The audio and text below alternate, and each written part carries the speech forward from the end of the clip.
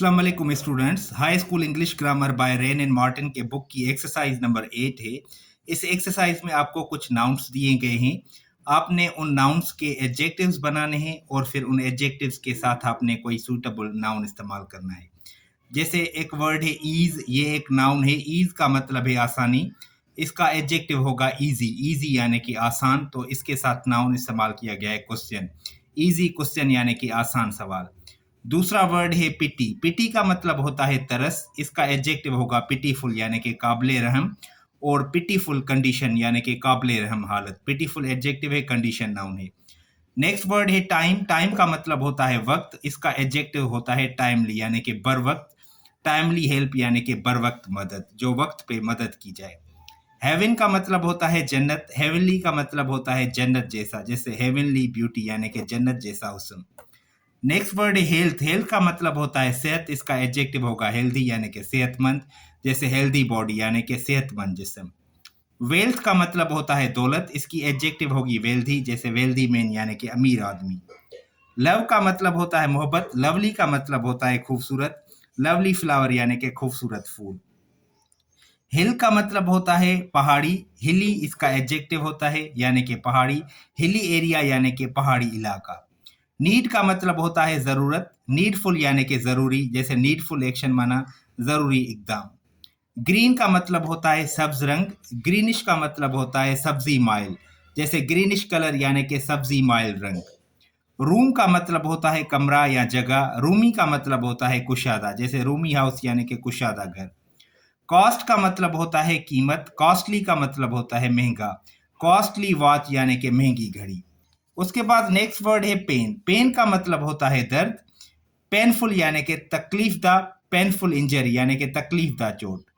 Doubt का मतलब होता है शक। डाउटफुल यानी कि मशकूक। डाउटफुल स्टोरी यानी कि मशकूक कहानी।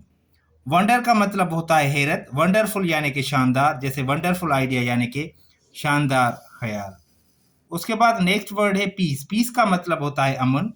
पीसफुल यानी कि पुरअमन, जैसे पीसफुल विलेज यानी कि पुरअमन गांव। चाइल्ड का मतलब होता है बच्चा। चाइल्डिश का मतलब होता है बचगाना, जैसे चाइल्डिश बिहेवियर यानी कि बचगाना रवैया। प्रिंस का मतलब होता है शहजादा। प्रिंसली यानी कि शाहाना। प्रिंसली गिफ्ट यानी कि शाहाना तोहफा। माउंटेन का मतलब होता है पहाड़। माउंटेनियस का मतलब होता है पहाड़ी, जैसे माउंटेनियस रीजन यानी कि पहाड़ी इलाका। रिडिक्यूल का मतलब होता है तमस्खर। रिडिक्यूलस यानी कि मुजहका खेज, जैसे रिडिकुलस एक्सक्यूज यानी कि मुजहका खेज बहाना। पिक्चर का मतलब होता है तस्वीर। पिक्चर्स क्यू का मतलब होता है दिलकश, जैसे पिक्चर्स क्यू सीन यानी कि दिलकश मंजर। लेबर का मतलब होता है मेहनत। लेबोरियस का मतलब होता है मेहनत तलब, जैसे लेबोरियस वर्क यानी कि मेहनत तलब काम। वुड का मतलब होता है लकड़ी। इसका एडजेक्टिव होता है वुडन यानी कि लकड़ी का, उससे बना हुआ। वुडन टेबल यानी कि लकड़ी की मेज।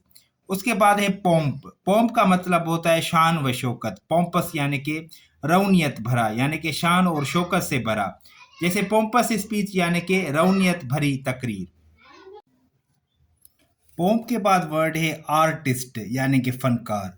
आर्टिस्टिक यानी कि फनकाराना। आर्टिस्टिक डिजाइन यानी कि फनकाराना डिजाइन। प्रोग्रेस का मतलब है तरक्की। प्रोग्रेसिव का मतलब है तरक्की पसंद। प्रोग्रेसिव कंट्री यानी कि तरक्की पसंद मुल्क। स्लेव का मतलब है गुलाम, ये नाउन है। स्लेविश यानी कि गुलामाना। स्लेविश ओबीडियंस यानी कि गुलामाना इताअत। कंटेम्प्ट का मतलब है हिकारत।